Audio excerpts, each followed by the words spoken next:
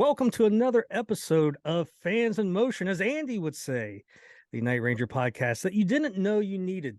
I will not do a opening lyric. We'll save that for the next episode. But joining myself, Brent, and Andrew is one of the man, myth, the legend. He is right there. He is one of the co-hosts of one of the best Kiss podcasts out there called Three Sides of the Coin. Wait a second. I didn't send you one of the best. The copy I sent you was the best. Editorial liberties. I sent that back to Tommy, and he made some corrections on it. I'm stopping payment on your check. Okay. But Three Sides of the Coin, one of the great Kiss podcasts out there. You got Brandvold Marketing that does a lot of the groups that we all love. I know you've been doing a lot of stuff for Wasp. So if you've been seeing that stuff online, that's your guy right there. And he is a blue Kool-Aid drinker. Everybody, welcome Mike Brandvold. Yeah. Actually, I'm drinking. Let me see if I can get it right. Yeah, big gulp. Red. So I'm drinking Gene. I'm drinking Gene today. All right. And for those that don't know the blue Kool-Aid little line, basically, Ace. A lot of people think that the spaceman's Tommy Thayer. And a lot of people don't know that the original spaceman is Ace Frehley. And we call them sometimes the blue Kool-Aid drinkers, but we love Ace. We love Peter. I think Brent likes Vinny. So did you ever see, I don't know, it was 3, 4, longer than that, 5 years ago, we gave away on Three Sides of the Coin autographed blue Kool-Aid packets. Yeah. We had Ace autograph these packets for us. I don't think I saw that. Tommy Summers at some event he was at with Ace had Ace autograph like 4, just a small blue Kool-Aid, raspberry Kool-Aid, Ace Frehley written on it, and we gave them away. We gave them away as a contest prize. Win autographed blue Kool-Aid.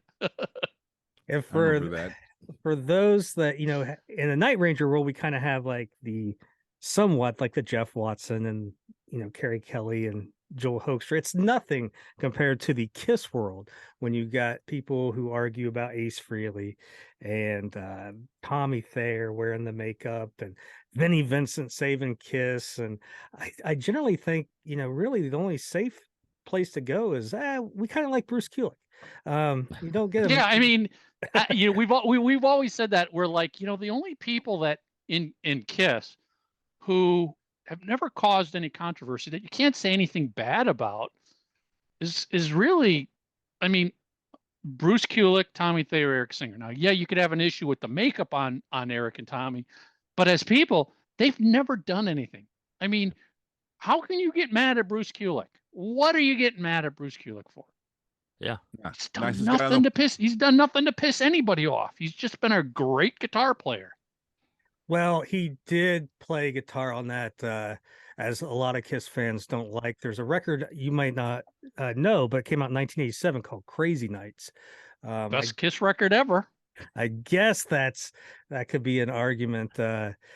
Produced. Not an argument. It's fact. I would say he played on Carnival of Souls too. That is the worst Kiss record ever. Ever. No, that's a good record. Mike, I completely agree. It is let's put it this way. It's a great album that shouldn't have had the Kiss logo on it. It could have been Bruce Kulick's solo album, and that would have been great. It's just not a Kiss record. Sorry, it was Kiss. It was Kiss trying to be grunge. Hey, you know what? Kiss tried to be a lot of things throughout the 80s. No, they've jumped trends many, many times, but let's be honest. That one failed. Kiss being sad and depressing. It's not what you think of. Yeah, you don't think of that. And let's be honest, Gene and Paul are worth hundreds of millions of dollars. How can they write sad and depressing songs? They can't. Exactly. But Crazy Nights ties in to Night Ranger with Ron Nevison producing Neverland And I think he also did some production work on the acoustic record. It came out about 10 years ago. And he also produced the 2 Damn Yankee records. So there you go. But the reason why we got Mike Brandvold on the podcast is we are going to time travel back to 1983. Kiss has just released that would be 82 then. 82. We're Yeah. traveling to 83 because that's when the tour is. 82 is when the album was released, but 1983, Night Ranger jumps on really their first huge tour, mostly throughout the month of January of 83, and are touring with Kiss, who had just released the record Creatures of the Night, which in the Kiss, world, it's still admired, it's still many people's favorite Kiss record. And Kiss was on the, I guess, downturn. You had albums that kind of didn't live up to expectations, which was Unmasked. The Elder, which was a concept album, totally failed. And Creatures of the Night was their attempt to kind of find their identity again and make a hard rock record. And they went to tour the United States. We'll talk a little bit about that tour. But Mike, we already know how Andy and Brent got into Kiss. How did you get into Kiss, Mike? 1976, all the way back. My mom joined the RCA Record Club and told my sister and I we could each pick one record from the record club that we would want. And, in 1976, I didn't have older siblings that influenced my music. So I was discovering music completely on my own. I mean, my first record was The Lovin' Spoonful. I remember buying ABBA. I was kind of all over the place. I was like, yeah, music I love, but I'm not quite sure what I love. But I remember one of my best friends across the street talking about Kiss. He was like 3 years older than me, and I heard him remember talking about Kiss, and I'd heard of Kiss, hadn't heard them, but I've heard of them. And I said, yeah, okay, I'll get the Rock and Roll Over album. I mean, the cover looked freaking cool. I'll get the Rock and Roll Over album. And so, it shows up a few weeks later. And to this day, I mean, this is what's special about music. Anytime I hear I Want You, which is the first track on side A of Rock and Roll Over, I am immediately time warped back to our old living room, giant console stereo system. It's got a built-in 8-track player, and it's got the lift up, wood cabinetry. Well, now back then you were like embarrassed by it, but now I'm like, God, I would kill to have a killer cabinet system like that.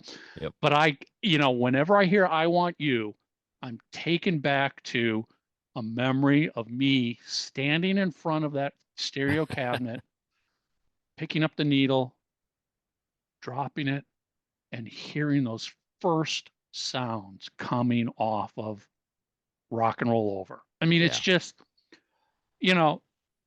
thankfully, my first song on my first Kiss album was something as great as I Want You and Rock and Roll Over. But, at that moment, that was it. I was just hooked. Yeah. I just got hooked, and, I remember as a kid watching them on Paul Lynde Halloween special and just like sitting there, on the floor, just like, what am I seeing here? Yeah. What is this? I wasn't sitting there like, going, oh, they're lip syncing. Oh, look at the cheesy dance. I was just like, oh my God, these guys look, what is this? It was just, as we say on Three Sides of the Coin, timeline is everything. So you've got to try and imagine putting yourself into the shoes of, I don't know, what would I have been back then? 12, 13 years old, and seeing Kiss live and live meaning on a television show, not just a picture. And your mind is just like, what is it? Nothing like that ever existed before.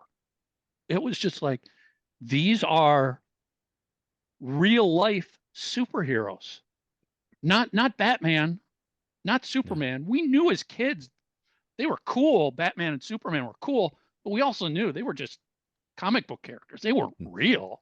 They were cartoons. These were real guys that were like superhero characters. It's like, Jesus Christ, this guy's breathing fire. And Paul Stanley's all over the place. And it's just like, that just cemented in my head Kiss, and for me, I got into Kiss after Kiss Alive in the first 3 albums. So I had to go backwards in time to discover those albums. My Kiss was Rock and Roll Over, Destroyer, Kiss Alive 2. Mm-hmm. Super Kiss, when they were already at their frickin' peak in the 70s. And that will forever, that's why to this day, it's like, no disrespect to Kiss Alive for as important and influential of an album as that was.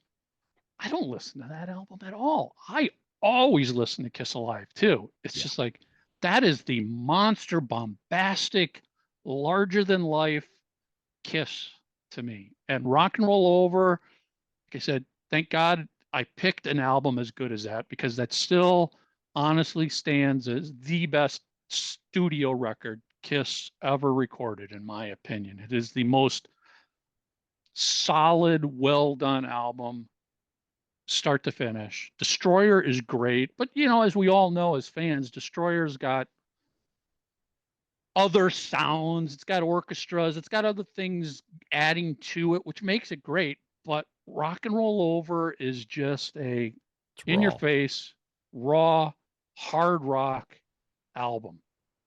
And you mentioned, and real quick, I'll be honest, Love Gun didn't impress me as the follow-up. I thought Love Gun was way too commercial sounding. I'm like, okay, it's cool. It's got some good songs. It wasn't Rock and Roll Over. It was not. Nothing has come close to, in my mind, the perfection of Rock and Roll Over. And I remember when I got that album, opening it up, and it's like, my God, there's this merchandise form in here. There's a sticker in here. I was like, this is freaking so cool that they're giving us all, I couldn't afford anything as a kid, but I could sit here and wish. It was like, the Sears wish book at Christmas. I want that. I want that. I want that. I want that. It was amazing to be a young kid in the 70s discovering Kiss for what they were back then.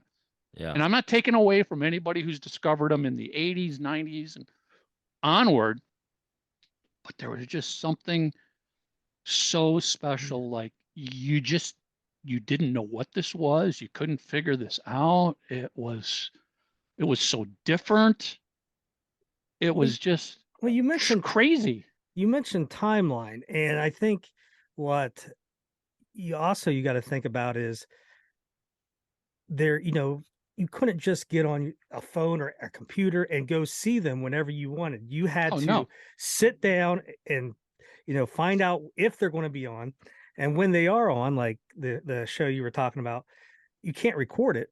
So there's no recording. If you miss the show, you missed the show back then forever. For eternity. Yep. Forever in your mind. And the only way you knew of a show was, hopefully you guys got TV Guide or the Sunday supplement of the upcoming. And again, this is hard for a lot of people to comprehend. First of all, there was only 3 TV channels and like public service and a UHF. So basically you had 3 networks, ABC, NBC, and CBS. And every Sunday, the Sunday paper would have, here's the TV calendar for the next week. And you would open up literally this insert, and it would say Monday, starting at, and again, remember, this will be crazy to people. It wasn't 24 hours a day broadcasting. TV channels went off the air about midnight and came back on around 5, 6 a.m. you'd look at this grid and you go, okay, 6 a.m. This is what's going to be on every channel, blah, blah, blah. You would have to scan through there to see what was listed. Now, it might say something like Mike Douglas show, but unless you then dug down deep below to go, well, who's on Mike Douglas this week?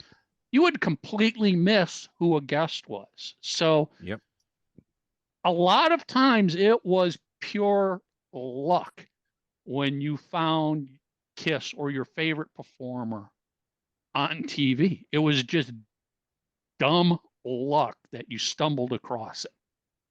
And to your point, if you missed it, you missed it. You know, it's like, okay, I knew in advance they were going to be in Paul Lynde. And I remember telling my parents, okay, I don't remember what night that was back then, but I don't know. Tuesday night, I want to watch I want to watch the TV. Sorry, Dad, you can't watch Rat Pack or the FBI or whatever it is, Rockford Files or whatever it is. For 1 hour, I want to watch my show. Like, and, you know, there would be the back and forth. And, of course, I had a sister, and she might want to watch something different. And it's not like everybody had a TV set in every room of the house. You got one color TV in the house. And maybe your parents had a small black and white in their bedroom. I remember it was a different time. When, and Brent, I don't know if you were the same way, and Mike, you probably don't know, but when Kiss Meets the Phantom of the Park was going to air.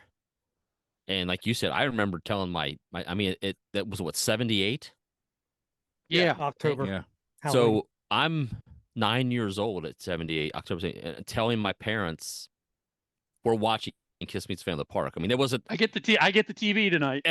And God bless them. They said, okay. And mine were the same way. You watch that now and like, Jesus, what torture did I put you through? But God, I was mesmerized, just staring. Like you said, I couldn't believe I was seeing them on TV. Well, a lot of fans will say, you know, Phantom of the Park was a joke. It was terrible. It was an embarrassment. I was like, 1978, it wasn't. Are you kidding me? As a 13, 14-year-old kid, I am seeing Kiss on network TV in prime time. There's nothing fucking cooler than that in my mind. And it was just sitting there, eyes wide open, absorbing it all. No, I didn't want to blink. Back now, fast forward to now, and you can look back for how cheesy it was, because, you know, I even tell people, I'm like, you know, I would give Kiss a hard time about going on Dancing with the Stars or American Idol and go, oh my God, the terrible lip syncing, and look at those cheesy dancers. And like every Halloween, I'll watch the Paul Lynde Halloween special, the whole show, not just Kiss as a part of it. And I look at that and I go, oh my God, is that freaking bad television? That is bad comedy, bad writing. Oh, go dancers, get them, boys. You know, if I was 25 years old watching Paul Lynde back in the 70s, I might see it that way. But again, when you're a 12-year-old kid, you don't know. I didn't know lip syncing. I didn't know any of that. I just saw my band is on this show, and they're playing not just one song. They did 3 songs. Holy crap. Yeah. There was nothing cheesy in our world at that time. It was everything was cheesy. Everything was cheesy. Where else were you going to hear Rip and Destroy? Rip and Destroy. With an afro wearing Ace Frehley. Here, Come on. I'll get you my Phantom Park story. Well, I can remember. I'm sorry. I can remember the 4 times in the 70s I saw Kiss on TV. First was Paul Lynde, and I was losing my shit. And I remember we were eating dinner, and my back was to the TV because I was the youngest. And my dad's like, "What are you watching?" I'm like, Kiss. You know, I was afraid to let them know I liked them because everybody thought they were Satan. That soon changed in the family, but I remember that was the first time Kiss Meets the Phantom. Was the second time I watched it on a little like 5-inch television screen in my grandma's bedroom, because they wouldn't let me watch it. I was being babysat by my grandparents. The third would have been Don Kirshner's rock concert. That was the only time TV didn't go off at midnight on Saturday nights, because And I remember we would sit up and watch Saturday Night Live with the parents. They'd let us for some reason. And I remember the announcing Kiss is coming on. I remember getting put to bed, and I snuck out of the bedroom and went downstairs with all the lights off and had the TV down with that little earplug you'd get at Radio Shack. A single mono plug. Yeah, I plugged that into the TV. I'll never forget it. And watched it and snuck back to bed. And the fourth time was 2020. That was it. Yeah. I mean, it's not like today, like you were talking, you could just dial them up on YouTube. That was it. But the first time I saw them move and to see how Gene would prowl around freaked me the heck out. You had to change your schedules. Yes. To accommodate, if you knew they were going to be on in advance, you were changing schedules. Like, we're not going trick-or-treating that early, or, no, we're not going to go to McDonald's tonight. I'm staying.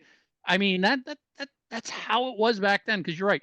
It wasn't going to be rebroadcast a week later. It wasn't going to be rebroadcast later that night. It wasn't being rebroadcast on a different channel. And there was no VCRs. Nothing was being recorded. Mm-mm. And, although I will say I do remember sometimes where I would sit there with my tape player and I'd use my tape deck to record what I heard on TV so I could at least listen back. I did that for like a few PM magazine appearances and stuff like that.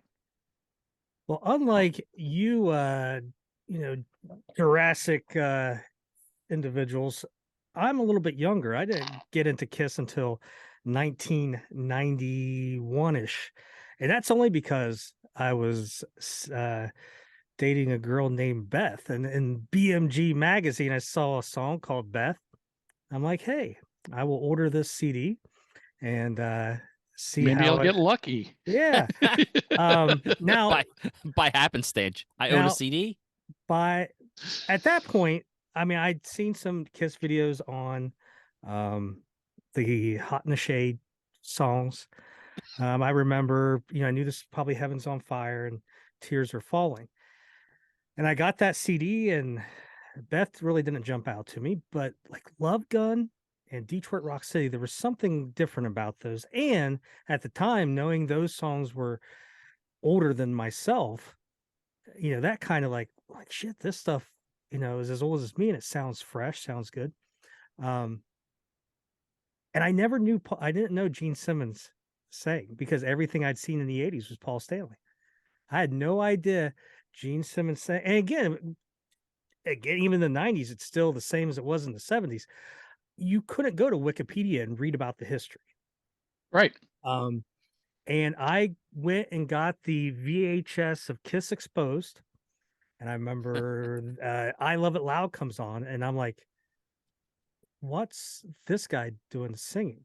It's like Gene Simmons singing. I'm like, I didn't know he sang. And then the more you get into it, and I think one of my other early albums, Mike, is Kiss Alive 2. So I'm in the same with you, to where that's, one of my go-to records. But I remember there was an article with Paul Stanley, and he's talking about these records, maybe a paragraph or so about the records. And I'm like, I got to find Creatures of the Night.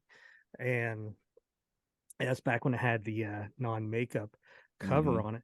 But even in 1991, you couldn't, I knew Phantom of the Park just by reading some stuff, and you couldn't find it on VHS. There was no eBay. No, it was never officially, I mean, it's never been officially released as I shouldn't say that. World Vision, I think, was a company that might have released it once on VHS, but it was like $80 for the VHS, and it went out of print so quickly.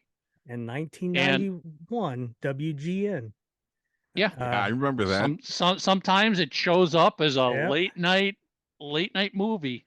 Yeah, WGN played it, probably like 8 o'clock movie, 9 o'clock, one of those two.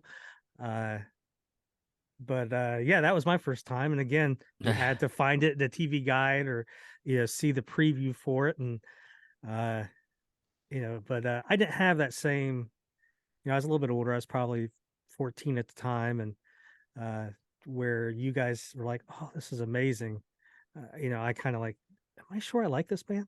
Uh, but but then soon Revenge came out and everything was right in the world. Yeah, I mean, Josh. I was hooked from day one. Did you, Again, the Mike? first moment I listened to "I Want You," I was hooked.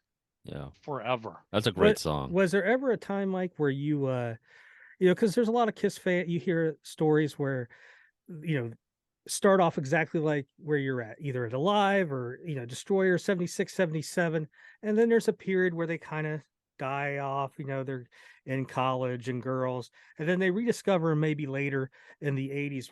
Was that you, or were you lining up and getting The Elder and Unmasked when they I came out? was so the first album I remember buying and knowing the day it was coming out was probably Lick It Up. Everything prior to that, Yep, same again, here. you're talking pre-internet. Sometimes a magazine might list Kiss, but let's be honest, Kiss were not the darlings.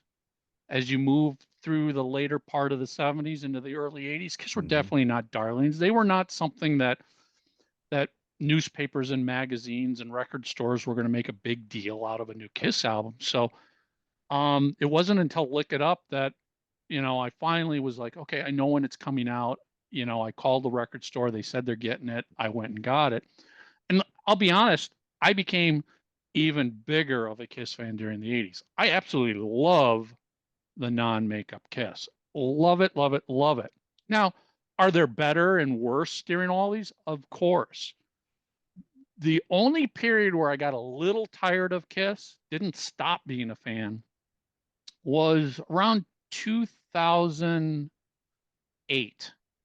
So after working with them for many years, I just got so sick and tired of the exact same set list and the exact same stage show that by 2008, I'm like, I can't go see them anymore. That's basically what I cut off. It was like, I'm not going to see them in concert anymore until they change this up. And I didn't go to a Kiss concert until 2014 then. Up to 2008, starting with the Creatures of the Night tour, I saw Kiss on every single tour, every possible appearance I could go to, up until 2008, where I just said, done. Can't do that anymore. I didn't go to the Sonic Boom. I didn't go to the Alive 35 tour. I didn't go to any of those tours. That I went back to the Vegas residency. And honestly, even since then, I may have only seen them one more time. I saw them on the End of the Road tour in March of 2022, 6 days before everything shut down. And that's more of because, okay, got a business, I got a family, I got a kid, other things become priority in your life. I mean, I haven't gone on a single Kiss cruise because my daughter's birthday is November 1st. I'm not going to go spend my daughter's birthday. That's my daughter's birthday as well. I'm not leaving my daughter to go on a cruise with a bunch of Kiss fans. I'm sorry, my daughter's more important than Kiss. Much more important than Kiss. Hey, Brent, say that. Brent, say that with a straight face. What's that? Your daughter's more important than Kiss. Well, you got to figure. I haven't been on a cruise. I didn't want to miss her birthdays. Plus, you're missing Halloween with them. I mean, Halloween's a big deal.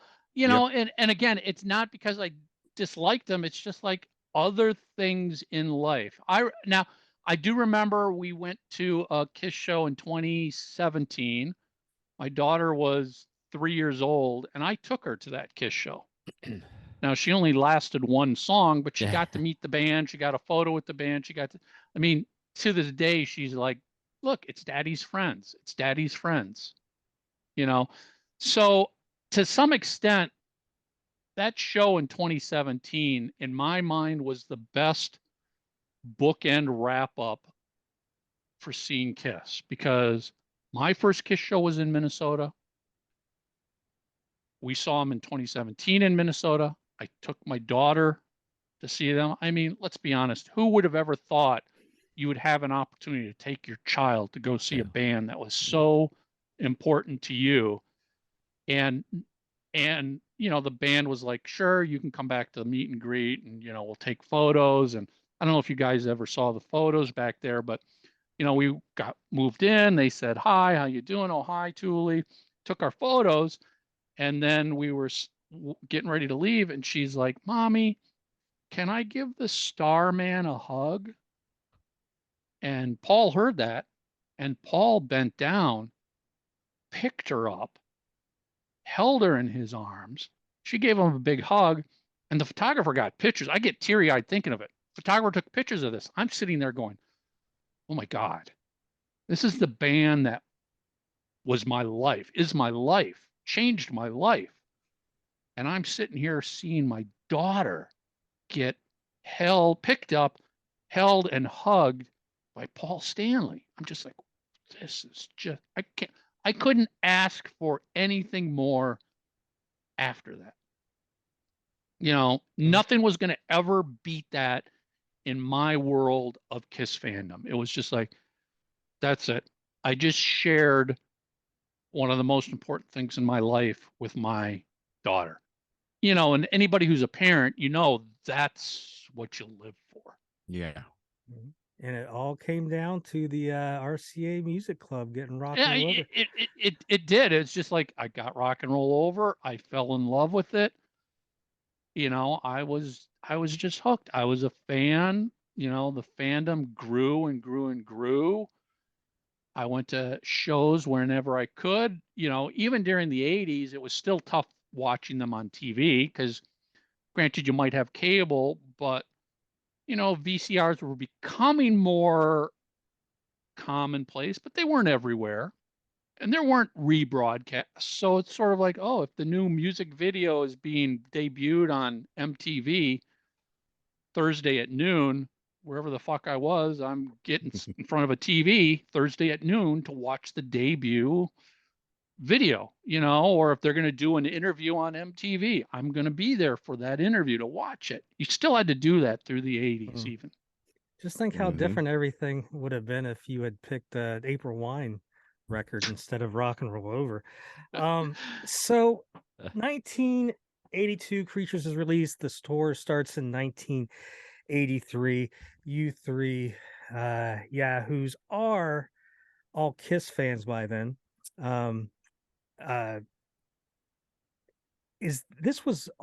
Creatures was the first tour all three of you seen Kiss, right? Yep. I met, I've talked about this on Three Sides. My crazy story was on the Dynasty tour when they came to Minnesota, they played Bloomington, Minnesota, which is where I lived as a kid. They did an in-store at Great American Music, big record store. And I was like, Mom, I gotta go see Kiss. They're doing an in-store signing. And she's like, okay. And then there were thousands of kids that showed up. So many kids showed up, they had to lock the doors and stop letting people in. But there were still probably 1,000 or so kids in the record store. And, the quick story is that's when I got, and this was happening in September. Dynasty came out way before that. I didn't get Dynasty until that in-store. You go up to the end of the counter, there's Kiss right there, standing there in makeup. They were 3 hours late starting because Ace Frehley, the blue Kool-Aid guy, was freaking late getting there. And I had to get a drink, Curry. Yeah, exactly. I get my copy of Dynasty. I get up to the counter, and the security guide goes, no more autographs. We don't have enough time for autographs. You can just shake their hands and go. And I was like, and Ace just grabbed the album and he signed it. And then he gave it to Paul and he signed it. I couldn't get Peter or Gene's autograph on it, but they played in town the next night, Judas Priest opening. I didn't go to the concert. I don't know why I didn't go to the concert. It didn't even occur to me I could go see them in concert. I mean, I hadn't been to any concerts yet. By 79, I hadn't gone to any concerts yet. Again, remember, no siblings to teach me the way. I had no idea bands toured. I thought Kiss was just coming to town to sign autographs.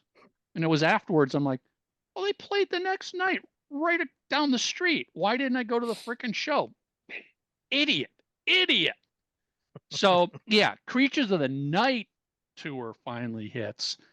And I remember listening to the rock station in Minnesota, KQRS. And I heard the concert ad. My head exploded. It's one of those things again. And I did record that on a, tape player up to the radio, and I recorded the ad. And I can still imagine myself when I heard that. I jumped out of bed screaming, ran down the hall. Mom, Dad, Kiss is coming in concert. I want to go. I mean, so it was just like, yeah, I could care less what album, what tour. It was just like, they're coming to town and I'm going to see these guys in concert. Thankfully, again, I picked a pretty damn good album and tour. Yeah. To be my first one. I mean, that Creatures of the Night tour, mind blowing. Mm-hmm. Now, Brent and Andy, you guys saw them like what, January 9th, something like that? January 9th. Sunday night. Look at my ticket stub. Yes. And Michael, yours was a little bit later. Do you remember the date? February 18th.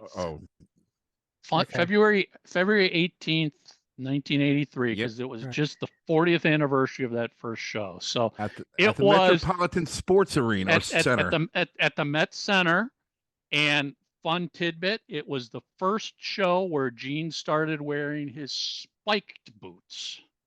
There we go. He didn't wear the normal Love Gun metal. I don't know how you would describe them, but it was, prior to that, he was wearing the Love Gun types of boots. In Minnesota, he started wearing these spiked boots. And again, as Kiss fans, we didn't know any of this shit. You didn't know what he wore beforehand. You didn't know what was changing. You didn't know anything. I just remember, again, wide-eyed kid in a half-filled arena because sadly the tour was bombing. Just eyes wide open going, I am in the same arena as Kiss. They're playing right now. I didn't care one bit that there was no Peter Criss or no Ace Frehley. Now, did you absolutely nothing to me. Did you know before the show that Ace wasn't with them? Nope. I do remember seeing the concert ads with Vinny's face in them, and my first thought was, I suppose Ace Frehley changed his makeup. I mean, what else was I going to think? You don't know anything. Nobody, again, radio's not talking about it. Kiss was, as great as the Creatures album was, coming back to being a great hard rock metal band, and as heavy as that tour was, nobody touched Kiss back then. Timeline, again, means so much. No, they were ignored by everybody. Didn't matter how great it was. That's when the makeup really became a hindrance to them. People just saw them as a cartoon makeup band. Didn't even bother to listen to them. So, nobody was talking about Kiss. Sure, they were coming to town and I heard the ad, but it's not like the DJs were like, Ace Frehley was in a car accident and he's not going to be touring, but Vinnie Vincent's filling. No, I didn't know any of that. And unless you caught the right magazine that had the littlest blurb that might have said that,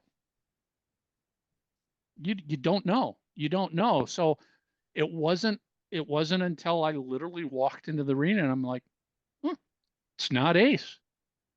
And they're like, yeah, this is Vinnie Vincent. I'm like, okay, cool. I don't care. It's Kiss. Yeah. Kiss was bigger than the members to me.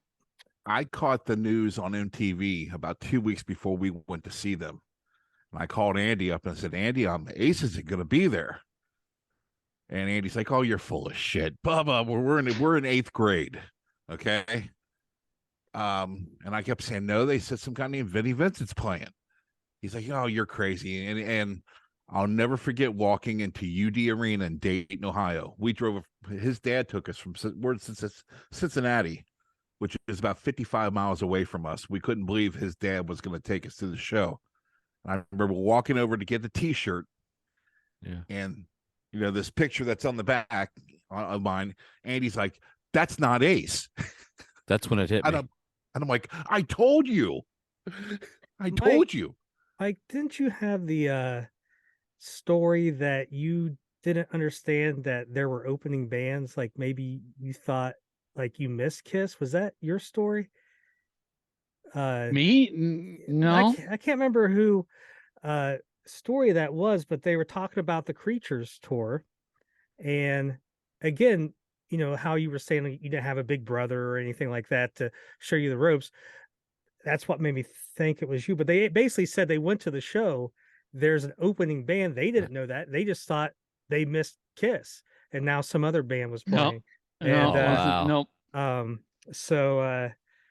No, I mean, I made damn sure I got to that arena as early as doors were opening, so I could buy as much merchant. You know, now granted things were a lot cheaper back then, so I probably saved up and brought $20, $30 for merchandise, you know, and walked out of there with a hat, 2 shirts, a tour book, you know, for like $30. Now, you know, nowadays you're like, are you fucking kidding me?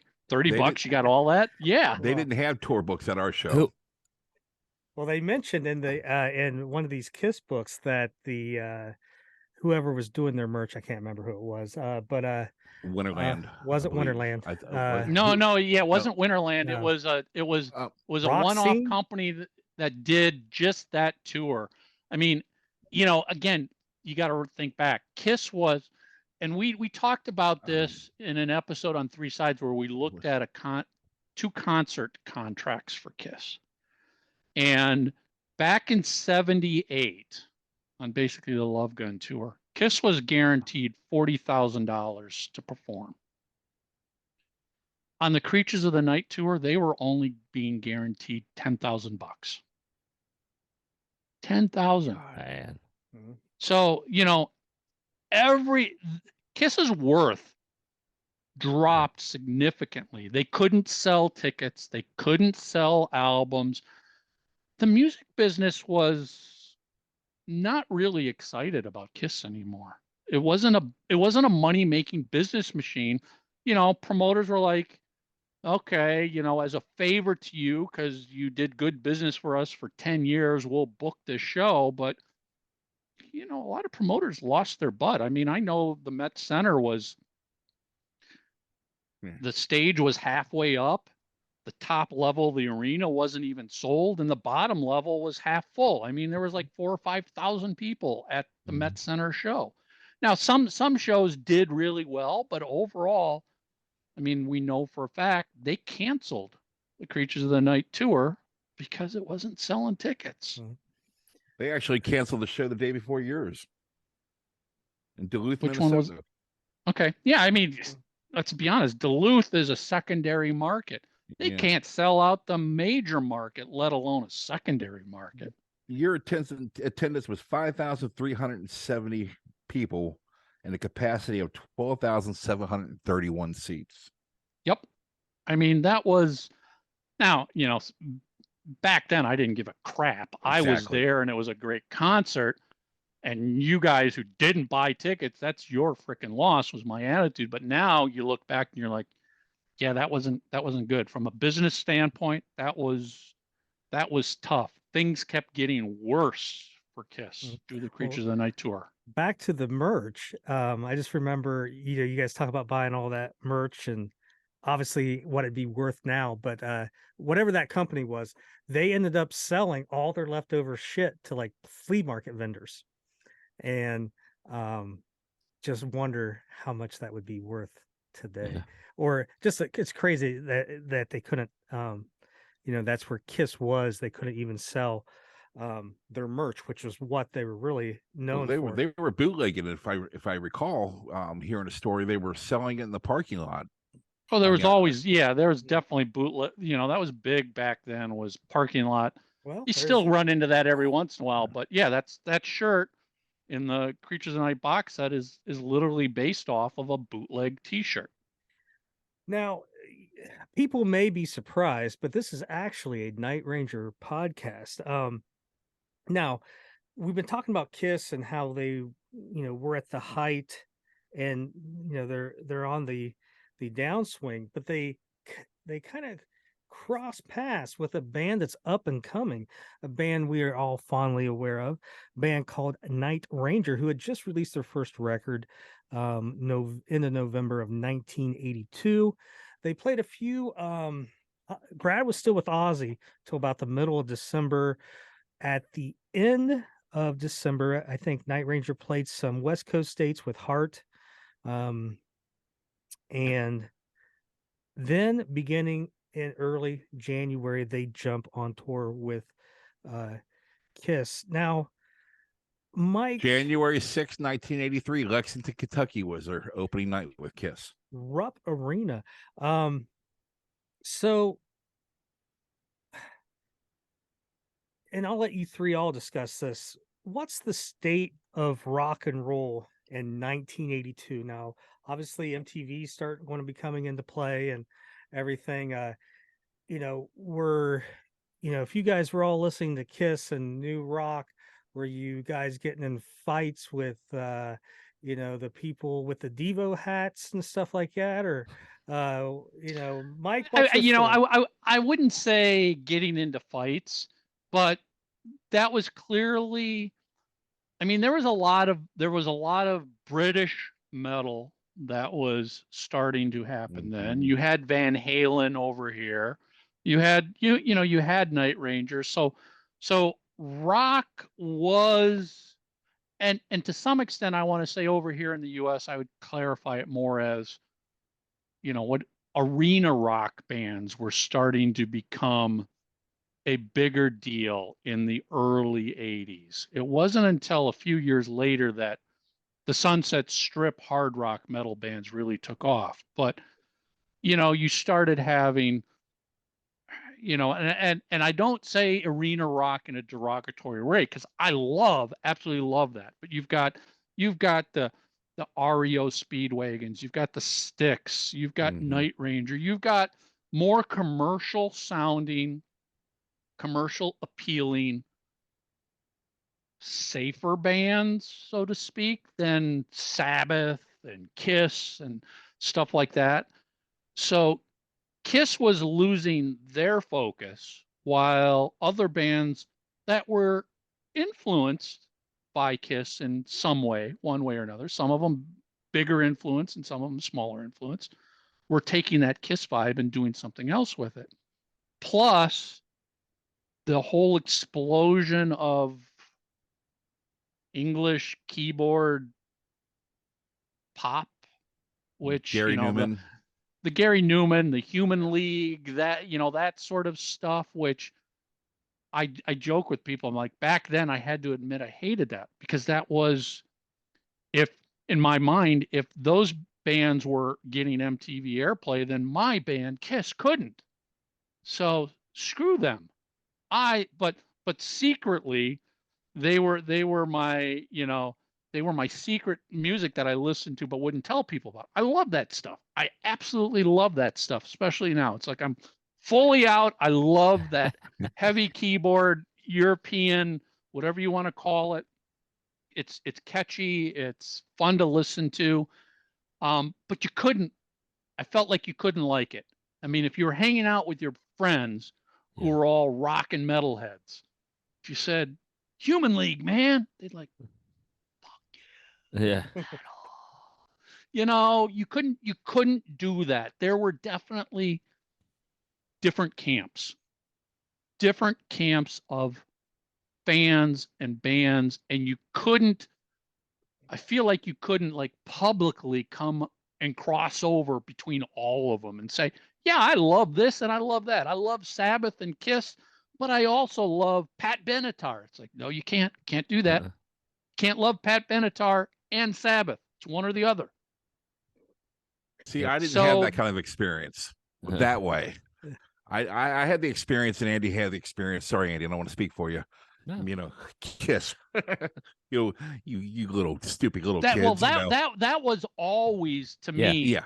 That was always, and to some extent, even today, Mm-hmm. that is what Kiss has always been. Kiss has always been, yeah, they're not a real band. Yep. They're pyro. They got costumes. Yeah, they got a fun show. They're not a band. It's like, oh God, you know, we say on the show, it's like, you know, if you don't like Kiss, it's probably because you actually have never actually listened to Kiss music. Because if you listen to their songs, you'd realize they're actually good songs. Oh yeah, I'll put Burn Bitch Burn on, just like, you know, Yeah, hey, you need to exactly. You know what's funny is you talk about these segments, you know, like, yeah, you can't, like, you know, it's either Pat Benatar or Sabbath or whatever. Again, you know, probably a generation or two after you guys, to where I was in high school, you know, 91, 95, at the height of grunge. And all those bands that you were talking about, none of them were cool. It was almost like Nothing was cool. Yeah. Yeah. And, you know, so you're, especially like I said, I'm in high school, and you know, it just seemed like it was one day later, all those bands are not cool. If I mentioned Van Halen or White Snake, any of those bands, even Sabbath and stuff like that, you were Nope. I know exactly what you're saying, because Dinosaur. I experienced that I distinctly remember in 1979. I had a Dynasty Tour t-shirt that the Kiss Army fan club had sent me when I attempted to join the fan club, but they'd closed down. And rather than giving my money back, they sent me a t-shirt and a transfer and stuff like that. And I remember in 79, now granted, this is Dynasty. They're still drawing people, but Dynasty is not Rock and Roll Over, is not the debut album. And I would wake up in the morning and I go, I want to wear a Kiss shirt to school today, high school. I'm like, am I ready for the crap I'm going to take for wearing a Kiss shirt to high school in 79? And I'm like, I'm wearing it. This is my band. But inevitably, I would walk into high school and I'd have a Kiss Dynasty shirt on. Some guy would be like, Kiss sucks, man. Zeppelin rules. Deep Purple rules. And I'm just like, oh, God. You know, and all day, Kiss sucks. Now, you know, I would get that, you know, a couple years later. I'm a huge Cheap Trick fan. I'd wear Cheap Trick to school, and people, Cheap Trick. They're has-beens. They're has-beens, man. That was always the case. It was always, if you stuck with what you love when they became out of fashion, you took ridicule for it. So what happened during the grunge era, that was happening back in the 70s. Same freaking way. Well, I guess what I was getting at was where you're like, Deep Purple, Led Zeppelin was all those bands. It was just that whole group. Maiden, like Maiden was the uncle. Everybody became out of fashion. Everything. And there's a good visual representation. If you guys ever watched the great cinematic film Billy Madison, where he goes back to school, he pulls up when he goes back to high school. He pulls up in his Trans Am. He's cranking, I think, you know, Sticks, and or maybe Billy Squire, but he's wearing an REO Speedwagon shirt, and you know, he pulls up, you know, like, hey, I'm cool, and all the kids are laughing at him. And when he graduates, he has a party, and he has, you know, like a hair rock band, but it's a mockery of it. And that's how people saw it. 1995.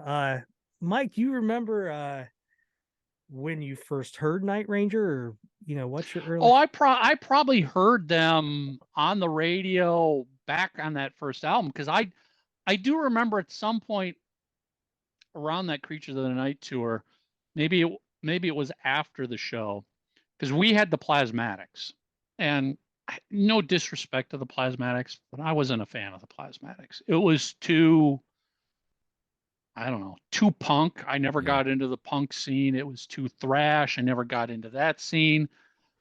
Yeah, okay, Wendy O. Williams and the Plasmatics is not a bad match for Kiss.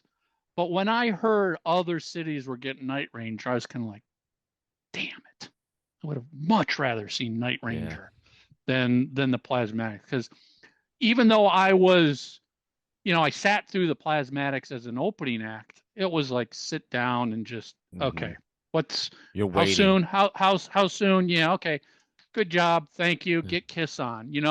I would have deeply enjoyed Night Ranger way more than the Plasmatics would. And, that was always the case during a lot of the 80s, especially as you started getting more informed. You're like, oh, crap.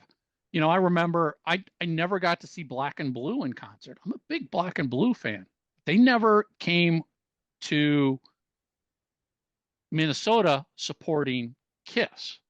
They were other places, and it's like, oh, crap. We got Queensryche, or we got, I can't remember, there's a plethora of bands, and I probably, we may have gotten Crocus, or we may have gotten, I don't know who it was. Vandenberg. I mean, the one that I did love was when Wasp was on tour with Kiss on the Asylum tour. Yeah. I thought that was a perfect match. A good match, yeah. I remember always like, crap, why couldn't we get that opening band here? Why did I have to, no disrespect to Queensryche. I'm not a Queensryche fan at all. When Queensryche opened for Kiss, listen to it. In Dayton, Ohio, people were fighting on the floor. So I always associated Queensryche for years with people just fighting. I couldn't, I didn't see what everybody else was seeing about them. I like them better now. I've got absolutely nothing against them whatsoever. I'm not criticizing their talent, their skills, or anything. It just isn't in my wheelhouse of music that I enjoy or like. I am much more of a melodic hard rock fan. To the point, that's why I absolutely loved everything Kiss did in the 80s. That's why I loved Crazy Nights.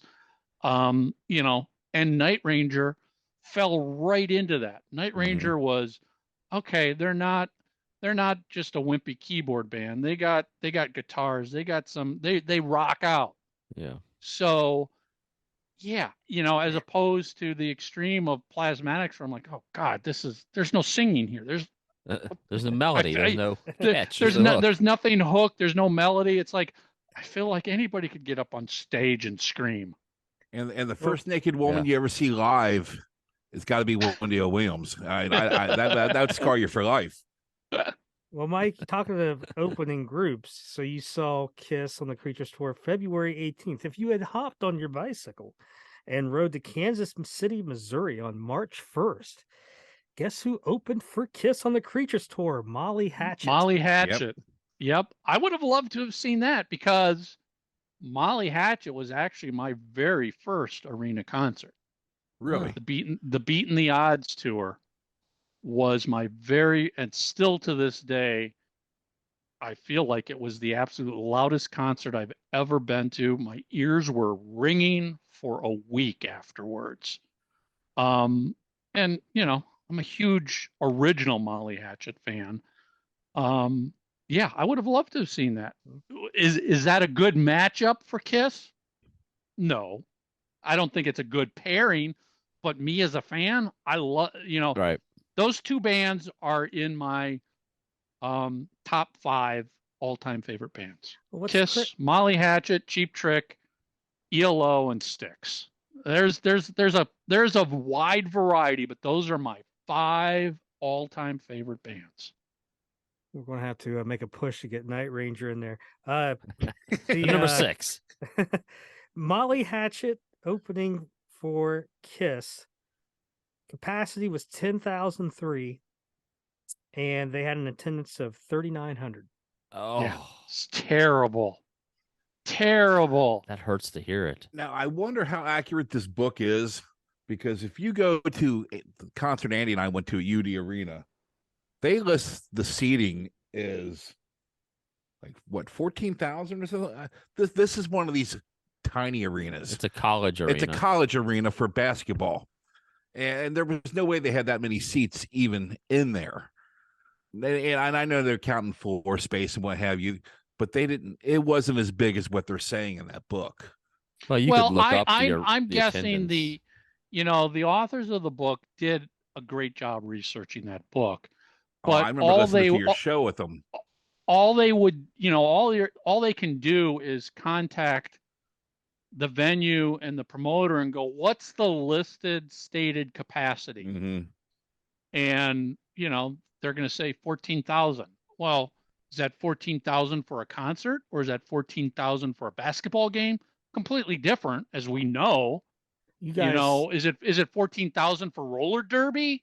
What Yeah. is that? It's very different from one configuration to the next. That was the Nutter Center, correct? No, it was UD Arena, University of Dayton Arena. Well, that's not the same. No, Nutter Center. No, that's right. State Nutter Center's opened up in the 90s. Because I think the first Kiss show I saw there was on the Revenge tour. Another tour that was a bomb tour. Well, and again, going to, again, Revenge was my, first really Kiss record and tour, where how information wasn't available. I got Metal Edge. The tour dates are in there for November, and they got Columbus, Ohio listed. So I'm calling Ticketmaster, Columbus, Ohio, and we don't see anything. Well, it had been scratched because the tour wasn't selling so well. So I didn't think of like Dayton no, I didn't drive then, but I probably could have bribed an uncle or an aunt. But that's just how, think about it. I remember like you, it wasn't until the Hot in the Shade tour where I'm like, oh, you know what? I'm going to go drive to 3 hours and see him locally again. Prior to that, it didn't even dawn on me that any of the band, because once I discovered live concert, I was going to every rock band I could go to that was coming to town. But I'd see him in town and that was it.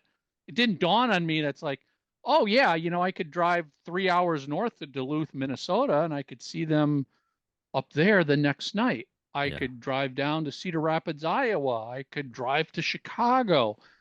It wasn't until I was living in Chicago, which is much more of a central area. It's like, okay, I could drive easily from Chicago to Milwaukee to see a show, Chicago to Madison, Wisconsin, Chicago to Indy. Detroit, Michigan, Indy.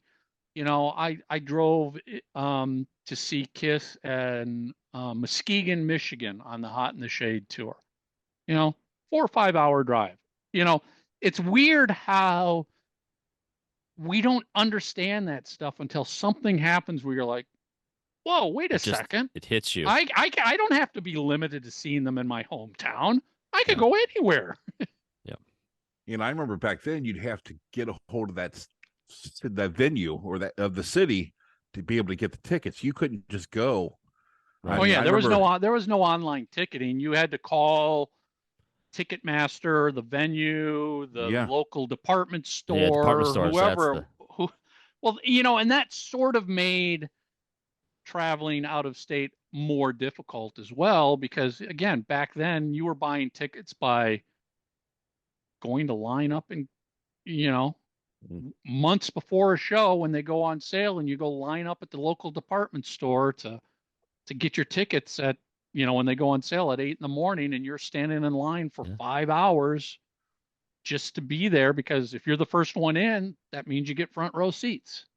It's crazy it used to as it was. Yeah, that's what it meant. If you were the first person in ticket line at the venue, you got front row.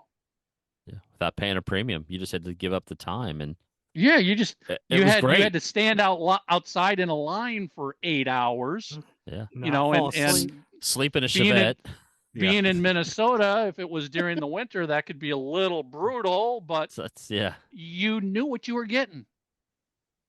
It was worth it. It was so worth it. And it was almost the same even in '96 on the reunion tour. You didn't have you wait in line, you got maybe the first row at the venue, but with Ticketmaster, you would go to your local grocery store or whoever had the Ticketmaster, system, and you would get there and you would wait in line, and at 10 a.m. or whenever they went on sale, you would, get your tickets. Then eventually started doing lottery at some places and stuff. Oh yeah, they would give, you'd get there and wait in line, and then they'd come by an hour before the doors open and give people a number, random numbers. And it's like, wait a second, this person way in the back who's only been here 10 minutes got number 1. That means they get to go in first. I've been here for 8 hours. That started to suck when they started to take ticket inventory and spread it between different locations. So now all of a sudden you're like, I don't know, did the department store or did the gas station get the best tickets? You don't know. You kind of roll the dice. Yeah, it really became tough. But it was, again, not to sound like a bunch of old men sitting on the porch here. It was but we are. it was a different world. It was a different experience. I mean, I remember, God, I can't remember which Van Halen tour it was. 1980 something, 80, maybe 81. Skipping school in the morning, and you and half your class is standing in line at the local department store for 4 hours to buy Van Halen tickets.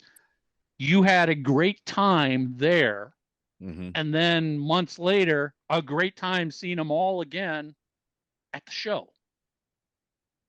Yep.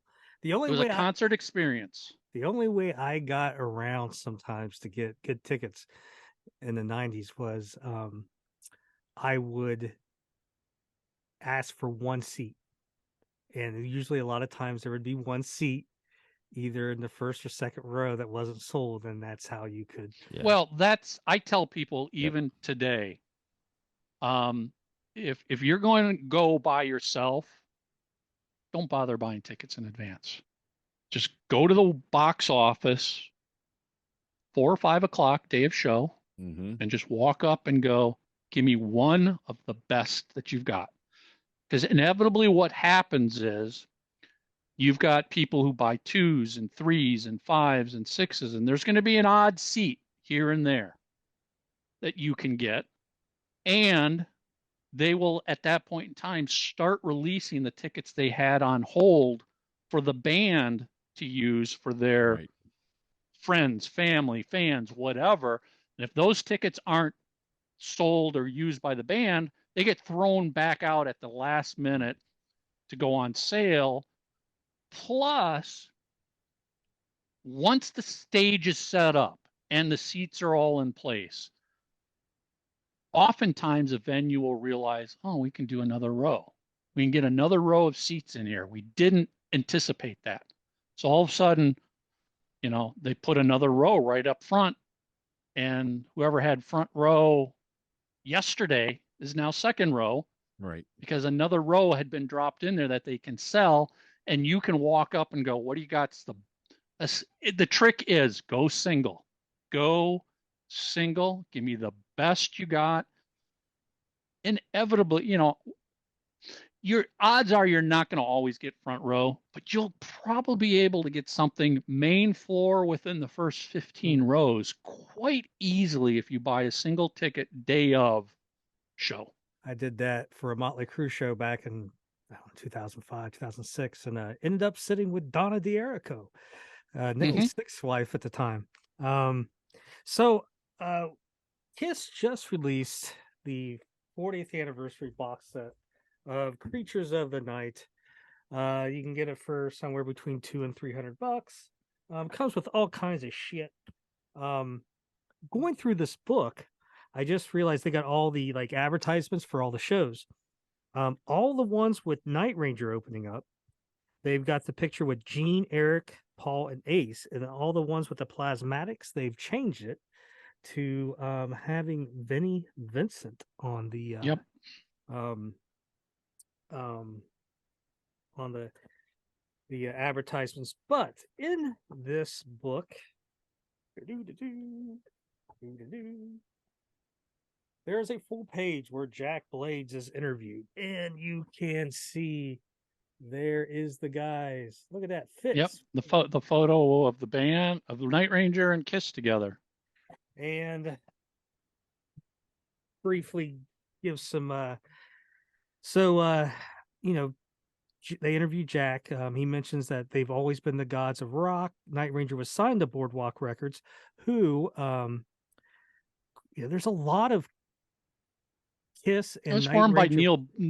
Neil Bogart. Yep. And Bruce Bird was their manager, and he was with Casablanca during at least 78 on for a little bit, because I know there's pictures of him with the solo records and stuff like that. But Neil Bogart passed away November of 82, and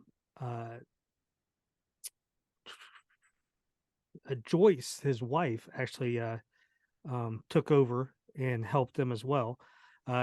Actually, me and Kelly just talked about Joyce a couple weeks ago, and he was talking about how much she was involved, like with them doing, like putting the Dawn Patrol record together, and maybe doing like some of the artwork and stuff like that. And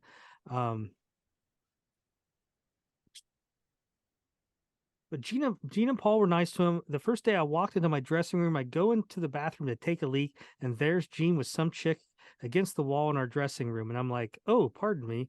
About 10 minutes later, he comes walking out with this girl, and I'm like, okay, this is rock and roll. Here we are. We watch their set every night from start to finish from the side of the stage. Paul Stanley's probably one of the greatest frontmen. He talks a little bit about Eric Carr's Tank. But then he talks, again, if you're, Kiss fan, you know all this. But again, there's a lot of turmoil. Ace Frehley has just left. Vinnie Vincent has taken his place. And almost immediately, it did not work with Vinnie. We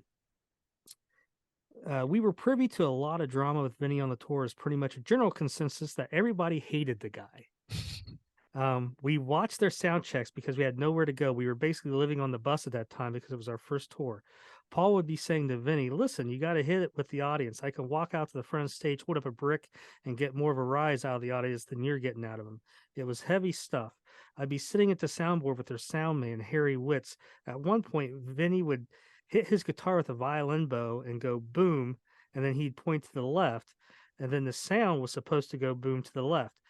And then he'd go boom, and the point to the right, and the sound would go to the right. And Harry would go, watch this. And Vinny would hit the guitar with the bow, and it would go boom. And he points to the left, and the sound would come from the right. It was brutal. My hat's off to Vinny for hanging on through it all, but it was rough for him. This was Kiss's first tour without Ace. I just don't think his attitude was all there. Maybe he achieved rock star status before he truly had, and that can be dangerous in this career. You're thinking that you're a big rock star before you actually are a rock star. I think some of the unrest also had to do with him not rising to the occasion. Gene and Paul laid out a lot on Vinny, and when Vinny couldn't live up to it, they needed him to do or what they thought he should be doing. It really went downhill from there. And then he goes on to talk about how Kiss basically taught them the ropes and basically showing them, how to rock. He said Creatures of the Night inspired us on our next record. We had to go right back into the studios, cut our second record, which turned out to be our biggest selling record, Midnight Madness. And there's heavy tracks on that. And it absolutely was inspired by those 13 shows that we played with Kiss. The Creatures album was heavy. That show was heavy. And to us, that was rock and roll. So there you go. You get a little bit of how Kiss and Night Ranger converge. And if you look on the back of Midnight Madness, Paul and Gene are thanked on that. I remember record. when I bought that, and I went to the liner notes to see if they would say anything about Kiss, and I was so excited that Gene and Paul's name was in there when I was a kid, because they weren't being thanked on a lot of albums back then. Yeah, I mean, the thing is, the music industry in general had a lot of issues with Kiss, but Gene and Paul, and I've talked to so many artists who've been in bands that opened for Kiss, they all say Gene and Paul showed us the ropes. They treated us well. They treated us with respect. It was none of the, oh, they cut our set short. Oh, they turned our sound down. Oh, they killed the light. I haven't heard any of those types of stories about Gene and Paul. I actually am working with a gentleman, Johnny O'Neill, who was in a band called Dare Force, who opened for Kiss on the Creatures of the Night tour in Cedar Rapids, Iowa, I think it was. It was a last minute. He was like, we got a call. They said, you want to open for Kiss? Yes. You got to be to Cedar Rapids tomorrow. And they drove through a blizzard to get there. He goes, we got there, like barely made it to load in. Paul Stanley is helping us unload our truck. He's taking our gear out of the truck to help us get in on stage. He's like, that's just incredible. I mean, it's Paul Stanley of Kiss. Whether Creatures of the Night or the band was at a low point at that point in time, they were still, just a few years back, the biggest thing in the world. Yep. Bigger than Zeppelin, bigger than Deep Purple, bigger than any band you could name. They were it. So, in my experience of working with them is the same way. They don't have that we're too good to be doing it attitude. And the story I tell a lot of people from when I worked with them and I'd go to events, appearances, photographers would be like, hey, can we get a good photo? They always made time to make sure photographers got great photos, got as many photos as they need. They'd give them the poses, they'd give them the looks. It's just like, part of me is like, God, these guys don't have to do that. They don't. I mean, they are where they are. It's not going to change their career at this point, but yet here they are. They still do that. And I think in some instances, them acting this way with their support acts shows their support acts, you need to be this way too. Yeah. Don't, to what you were reading, don't become that rock star before you truly are a rock star. Because, it's pretty easy to fall down that mountain real quickly. You get to the top, you can be nothing a year from now. Well, that's the case with Night Ranger, where 1987, they're playing Sheds. And by early 89, same cities, they're playing clubs.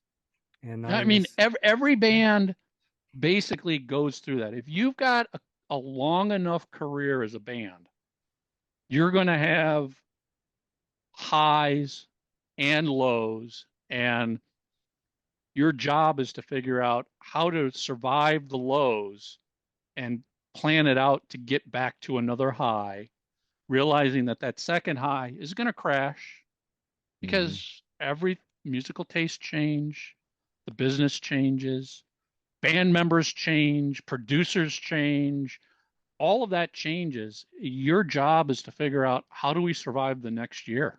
What do we do to keep longevity so we can get through one more year and, keep the machine moving forward is all you got to do.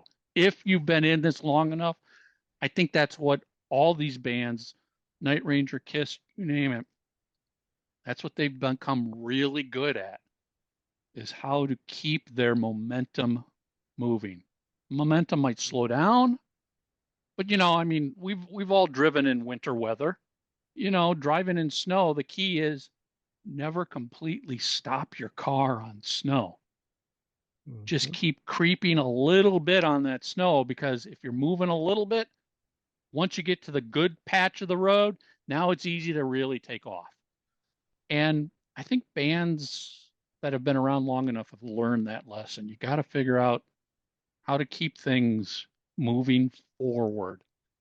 Might not be the best of times this year, but next year it might prove otherwise. I mean, we can look at Kiss and go, well, 92 to 96, what were they doing to keep themselves alive? Did a convention tour. That's all. All they could do was sell out a ballroom to a few hundred of the Kiss fans. But you know what? It kept them alive long enough till the reunion tour hit. Yep. That's what you do. And that convention kicked ass too. Oh, it did. I mean, nobody else had been doing that. No other bands had done a full official tours like that. So you to some extent, like what Kiss should teach a lot of people is don't be afraid to try stuff that nobody else has ever done.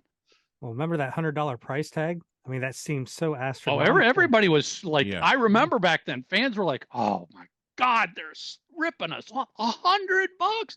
You're like, $100 now to go spend an entire day of Kiss Unplugged music, autographs, hanging with fans. It's like, that's a steal. Yeah, that was one of the greatest experiences I've ever had in my life with the Kiss event. Yep. And you know, more to what you were saying earlier, I tell people that we're lucky as Night Ranger fans. Very rarely does a band in their fourth decade have one of their best decades, you know, being their fourth. I mean, we've had so many good, I mean, besides maybe like LA Guns or Whitesnake, very few of these bands release studio records, let alone. Well, thumbs up to, Night Ranger's one of those bands who continues to work on and release music. There's a lot of bands. Hey, Kiss, there's a lot of bands that will not release music. And as a fan, I don't like that. Yep. I'm like, listen, if you are a band, that means you're a creative artist at heart. And don't you have the desire to be creative? Whether it's going to make money or not, whether it's going to go gold or not, shouldn't matter. You have this urge to get something out of you creatively. Mm-hmm. And you get it out and, 50,000 people buy it. Great. But you did what you needed to do as an artist. I feel like these musicians would sit here and go, "Nah, we're not going to record any music because it's not going to sell and we're not going to make money off of this anymore." I'm like, that's not what an artist is about at the end of the day. I get to some extent, you can't do stuff and lose money, but at the same time, if you're in a position to be able to do it in a smart way and can do it yourself without record label advances, don't you want to create? That's it. Don't you need to create something? Or are you just satisfied redoing the same song every night over and over, and that's all you have? Is that creative? That's performing. That's not being creative. Oh, like I said, we got 4 records within the last 12 years, and all these records have been good. I mean, that's a difference too. Is it'd be different if, like with Kiss, with them releasing like Sonic Boom and Monster, it was almost like if I could get 2 songs that just are really, really good, and this is like a lot of bands, I'm happy, I guess. But a lot of times you can't even get that. To where with Night Ranger, it's just like Somewhere California, Don't Let Up, High Road, ATBPO, all these albums, 90% is all keeper. And it's just and they still sound good, they still look good. Well, that's the thing too, is I think, Night Ranger is one of those bands who realized it's time to stop reinventing ourselves. It's time to stop. How many of these bands in the grunge era tried to become grunge bands? Oh, we're going to put on combat boots and cut off shorts, and the albums are going to sound a little more, again, grungy. We'll drop our tuning down. It's like, I'm sorry, that doesn't appeal to the true grunge fans, and your fans don't like that either. They're like, what the hell, to Carnival of Souls in the Kiss world. Ugh. As a Kiss fan, I'm like, what are you doing? That's not you. And real, like, Alice in Chains fans are going to go, oh, come on, it's fucking Kiss. Right. It'll be the same thing. Please. Night Ranger being a grunge band? Come on. Of course, there's not that's not honest. That's not real. So I think a lot of the bands like Night Ranger have realized just be yourself.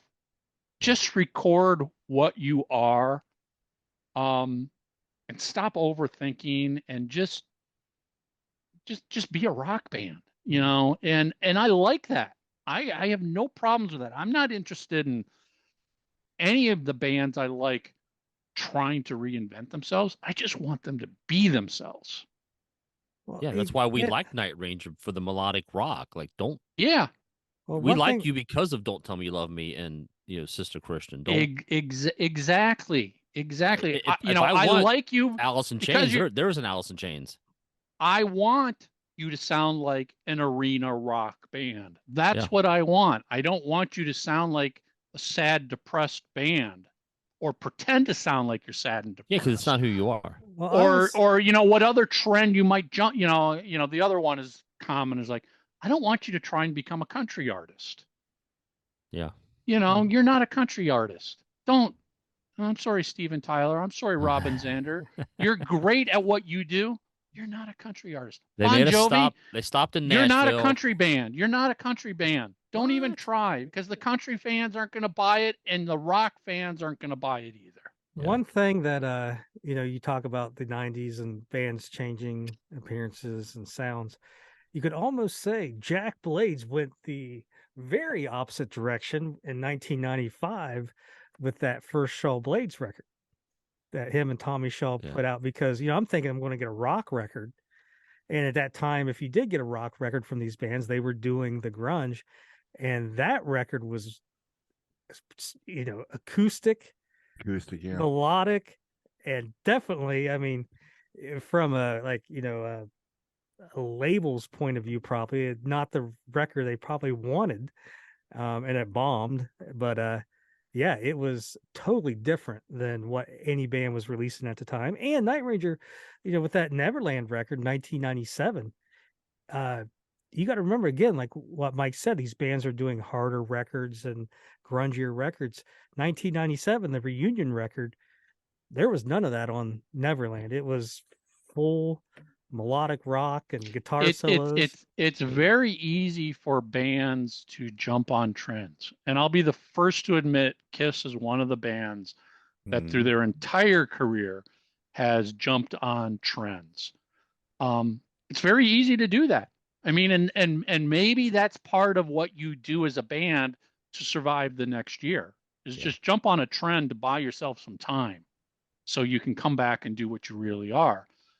It takes a lot of strength to not jump on a trend when you see the entire industry going away from you, and you're like, we're staying to what we know we do best.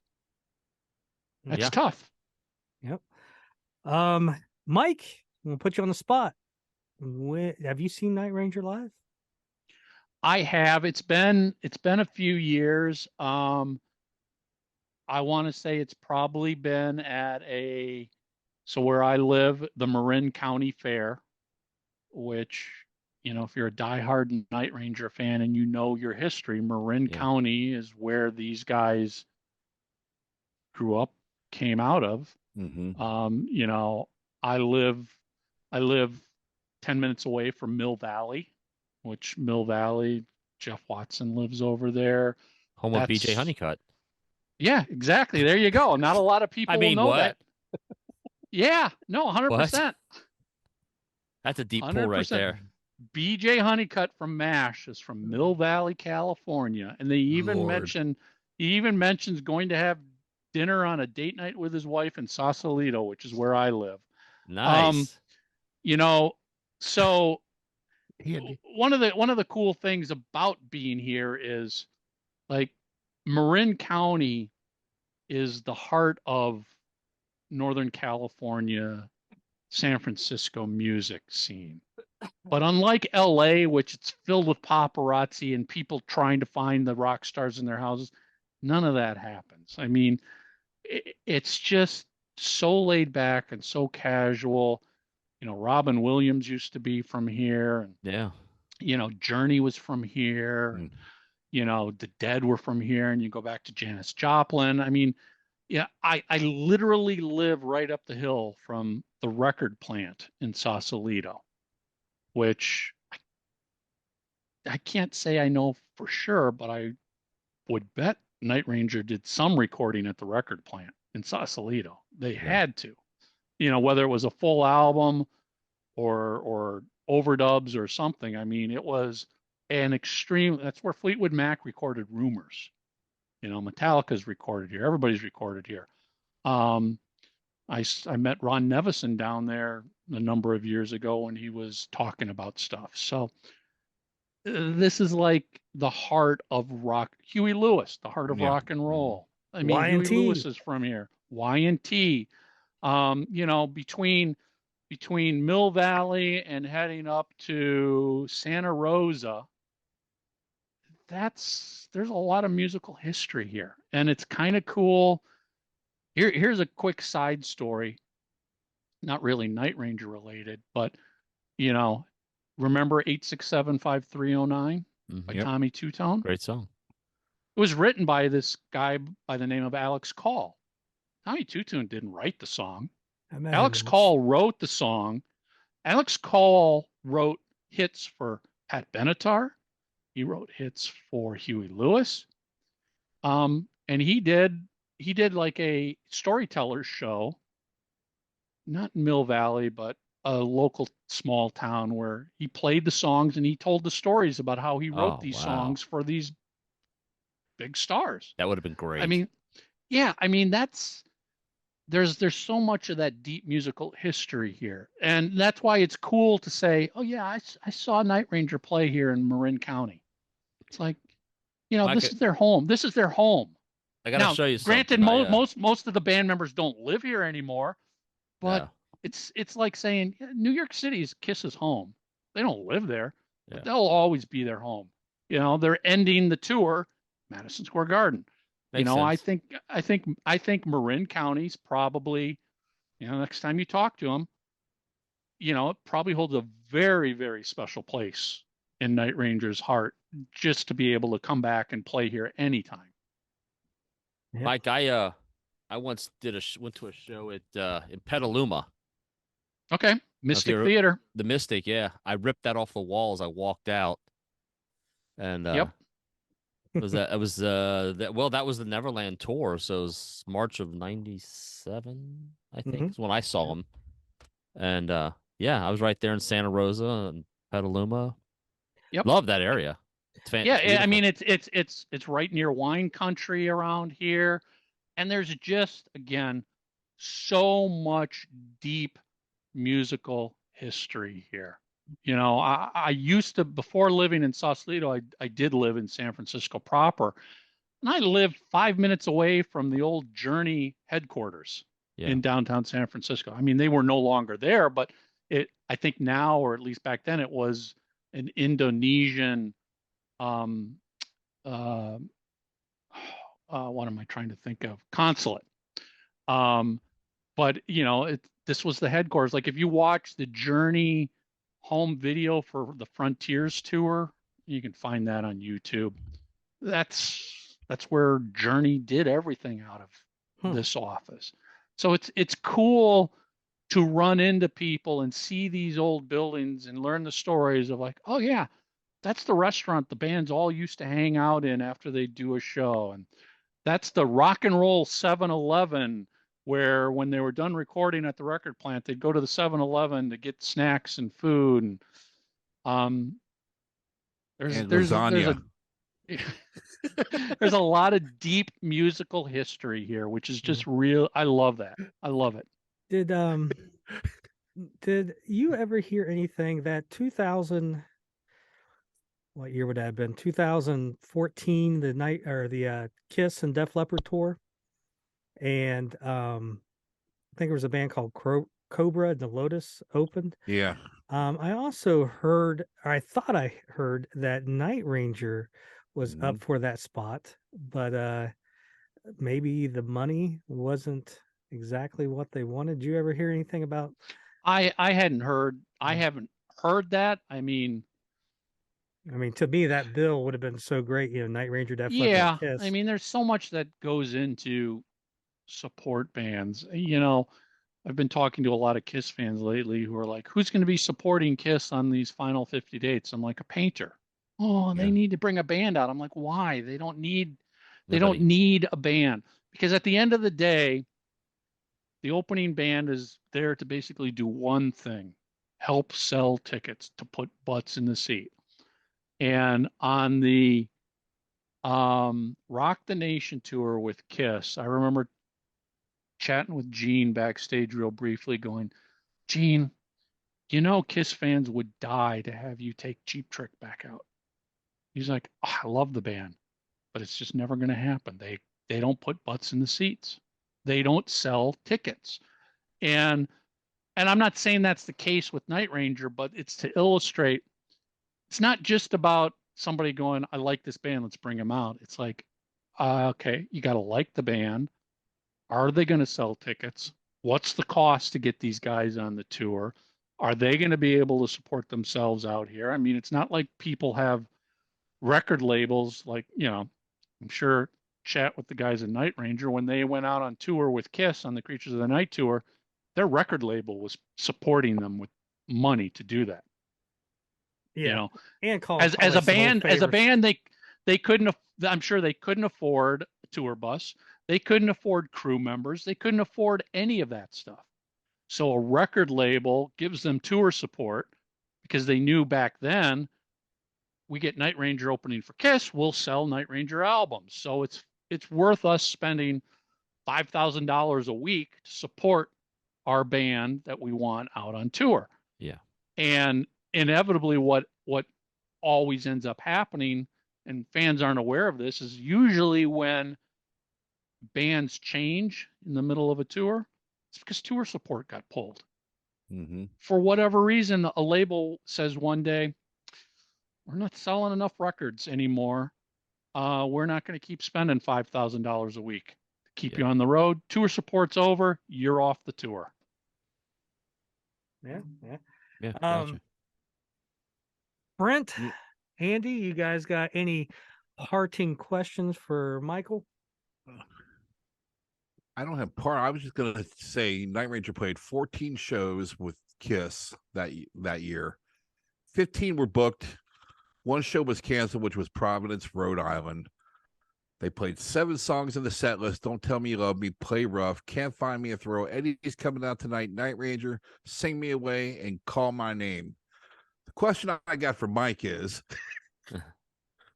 when Eric Carr was doing his drum solo, and that turn is moving back and forth, and all of a sudden that turn points and shoots, and that speaker blows up.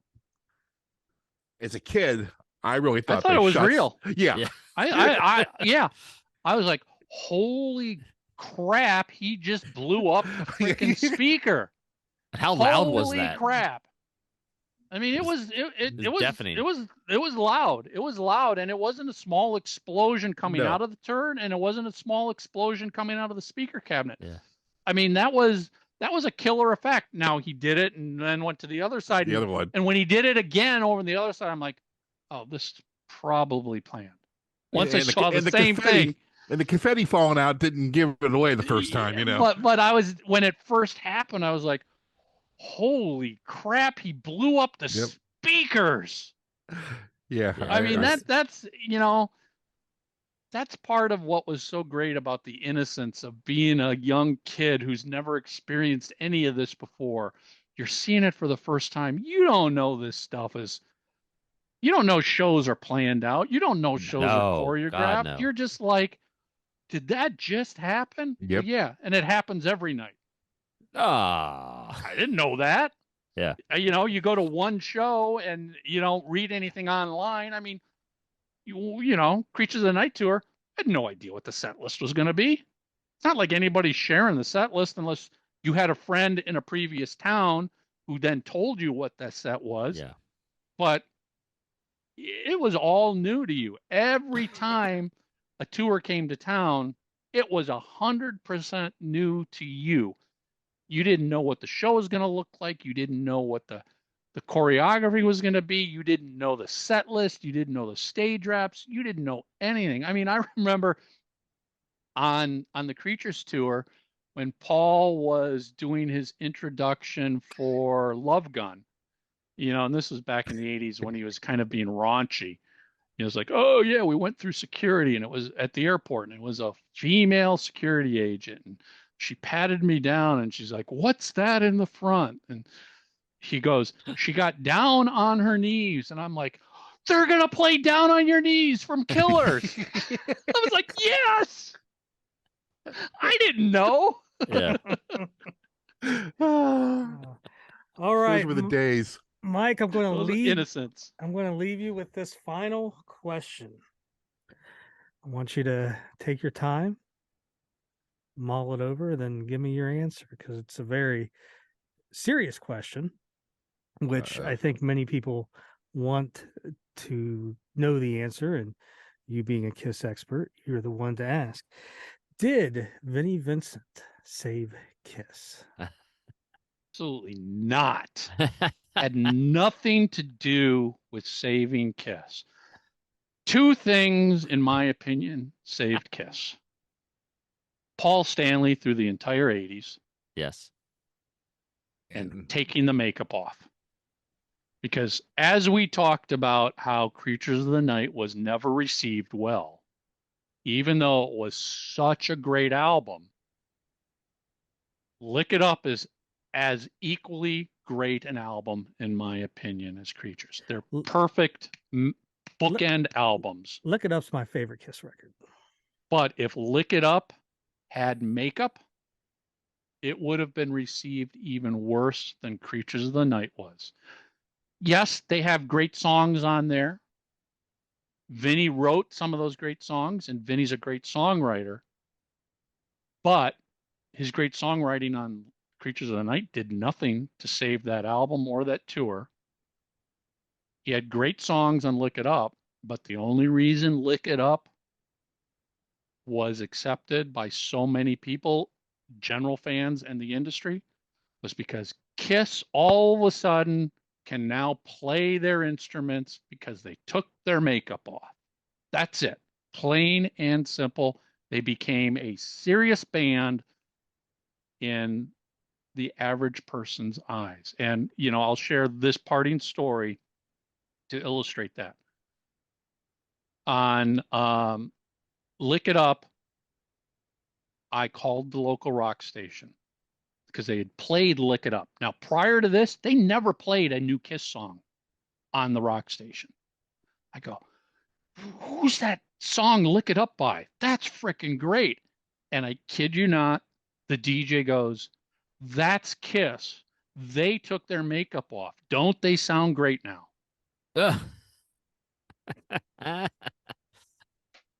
Yeah. Jesus. That's what Kiss was facing. If Kiss left the makeup on for Lick It Up and through the 80s, two things would have happened. Either the band would have finally just dissolved and gone away, or they would have ended up becoming a band that plays theaters for the rest of their lives because they can only sell a couple thousand tickets a night.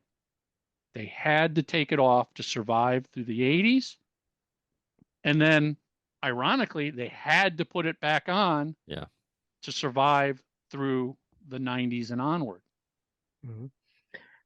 Can you imagine how great 80s Kiss would have been if you didn't have the issues with Vinnie, and Vinnie was able to stay in the band, write those songs, and be a team player? Yeah. And if you had good Gene Simmons songs. To me, Animalize, Asylum, Crazy Nights and Hot in the Shade, you can take every Gene song and throw it in a trash can. Asylum is a masterpiece. Asylum, I will agree.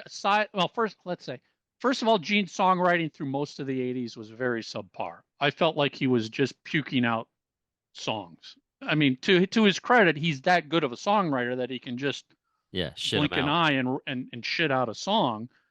But Asylum is an extremely underrated album.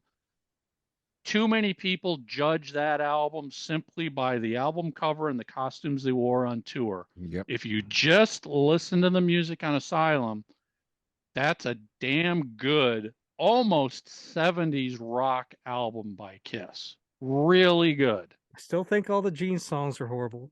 All Night really isn't that great. I mean, the best Gene songs that you might find from that era are on Crazy Nights, Thief of the Night. I do think part of the reason, I mean, there's a lot of reasons I love Crazy Nights, but part of the reason I love Crazy Nights is I felt like Gene was a bit more back into the band at that time. Now we know he didn't really come back completely until Revenge, right? But his vocal, it felt like to me on Crazy Nights, he was singing, less growling, and his songwriting was better. Everything felt better with Gene on Crazy Nights. I felt like Bruce really came into his own on Crazy Nights. I mean, let's be honest, Crazy Nights is basically a Paul Stanley solo album. I mean, a lot of what happened during the 80s were just Paul Stanley solo albums that Gene gets credit on. And, you know, Gene's like, okay, I'm not doing anything, but I want 4 songs on the album. Paul's like, all right, crap out 4 songs and give them to me and I'll produce them. Can you imagine also how, if you know, let's say Vinny was able to stay in the band and write, Gene didn't, you know, contribute crap songs, but also they weren't cheap enough. If they would actually have gotten real producers for Animalize, Asylum, Hot in the Shade, you talk about Crazy Nights and that sound. Well, the one thing that's a little bit different is they got a real producer. Yeah, they got a real producer.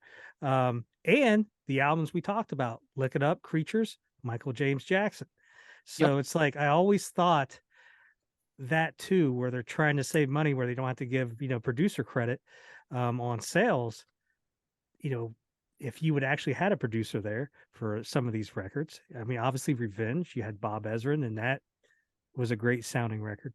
I don't know. We could go all day. I mean, I always wonder, what would Kiss be like through the 80s if they didn't try and get a shredding guitar player? You know, there was that couple year period where they got Vinnie Vincent and then they got Mark St. John. They were clearly, and they've stated, we're trying to get what was relevant at the time. Guitar players that were just, that's never been Kiss. They finally got Bruce Kulick. Things seem to come back more into what this is what Kiss is about. If they never tried to jump on that, let's be a shredder band, let's try and copy Eddie Van Halen, let's copy Randy Rhoads. You've never been that. You've never been about that. Get a guy who grew up listening to the bands Gene and Paul listened to. Vinny, I can't stand his guitar playing. He is an incredible songwriter. If he could have kept his act together and just been an outside songwriter, like Revenge, dude, I mean, again, to me, that's Vinny's strength.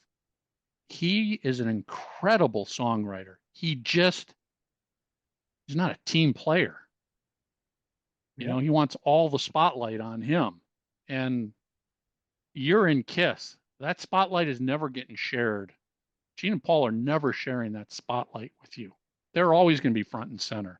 You try and step in front of them, that's stupid to think you're going to get away with doing something like that.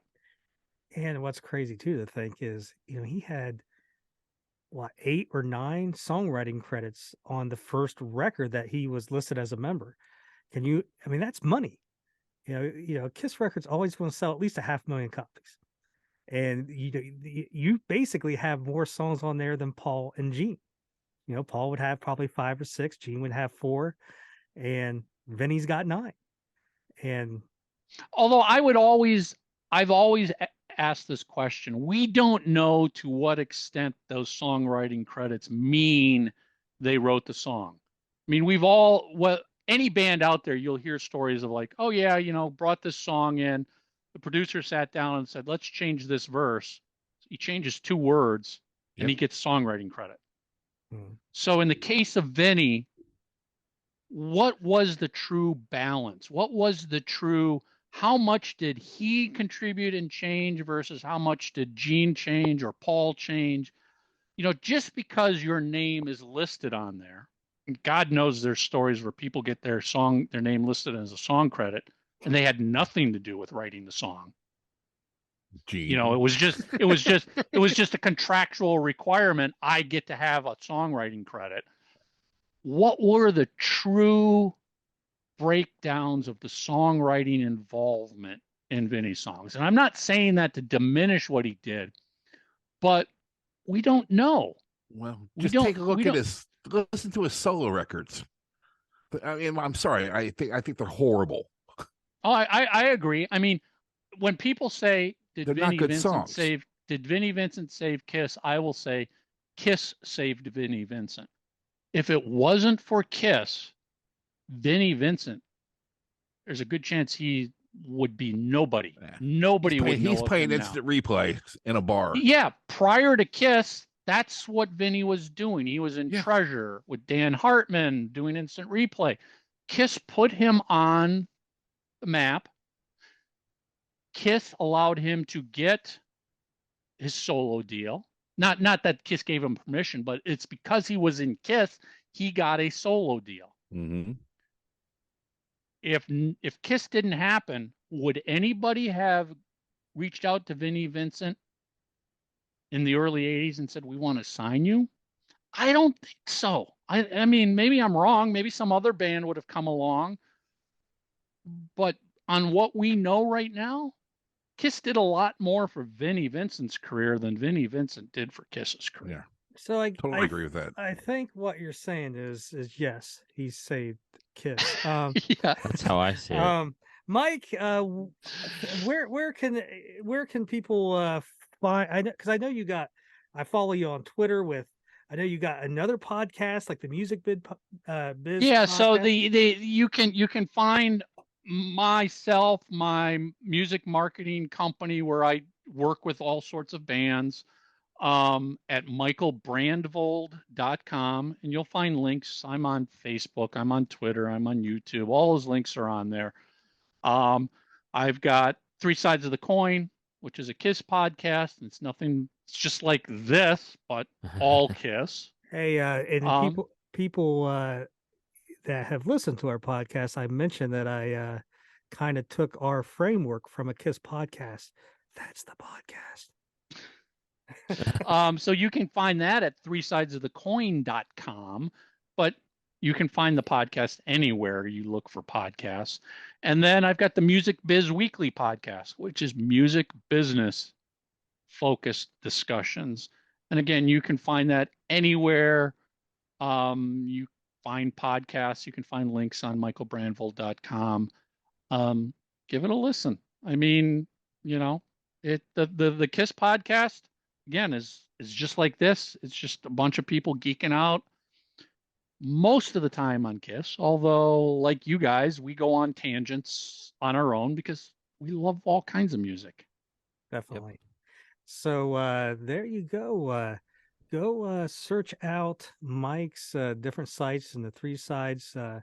Let him know that Vinny saved Kiss. He loves getting pictures of the original Spaceman. Tell him that Kiss isn't Kiss without Ace and Peter. He loves to hear There you that. go. No Ace, no Peter, no problem. There's only one cat man. We all know that.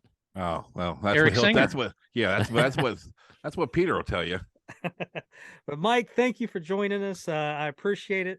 There you go. You have all your Night Ranger and Kiss talk for the week. Mike, we'll have to get you back on. I appreciate you joining us, buddy. Thank you. Thank you for having me on, man. This was a blast. All right. Night Rider live at the 5th floor. You said Night Ranger. Night Ranger. I'm sorry, it's misspelled over here. Don't throw that at me. Cut his head off. Night Ranger, I'm dead. They're going to cut my head off. They're going to kill me. Just because it says Night Rider here, I don't know. She misspelled it.